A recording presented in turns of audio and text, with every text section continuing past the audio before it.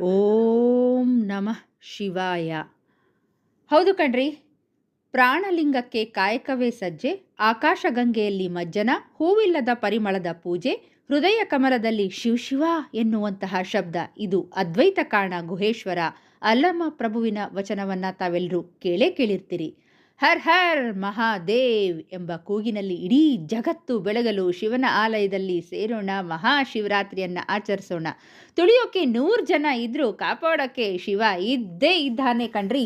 ನಿರಾಭರಣ ನಿಡಾಂಬರ ಪ್ರತೀಕ ಆದಿದೈವನೇ ನಮ್ಮ ಶಿವ. ಶಿವನಿಗೆ ನಮೋ ನಮಃ ಅಂತ ಹೇಳ್ತಾ, ಶಿವ ಯಾರು?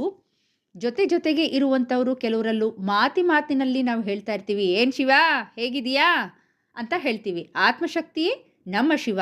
ಹೌದು, ಶಿವನ ಕುರಿತಾದಂಥ ಹಲವಾರು ಕಥೆಗಳಿವೆ. ಶಿವರಾತ್ರಿ ಪವಿತ್ರ ದಿನ ಕೆಲವರು ಹೇಳ್ತಾರೆ, ಪಾರ್ವತಿ ವರಿಸಿದ ದಿನ ಅಂತ ಕೆಲವರು ಹೇಳ್ತಾರೆ, ಗಂಗೆ ಭೂಮಿಗೆ ಬಂದ ದಿನ ಅಂತ ಕೆಲವರು ಹೇಳ್ತಾರೆ. ಶಿವ ವಿಷ ಕುಡಿದ ಆಗ ಪಾರ್ವತಿ ಗಂಟರಲ್ಲೇ ಅದನ್ನು ತಡೆದಳು ಅನ್ನುವಂಥದ್ದು ಪ್ರತೀತಿ. ಅನೇಕ ಭಕ್ತರು ವಿವಿಧ ಘಟನೆಗಳನ್ನು ವಿವರಿಸ್ತಾರೆ.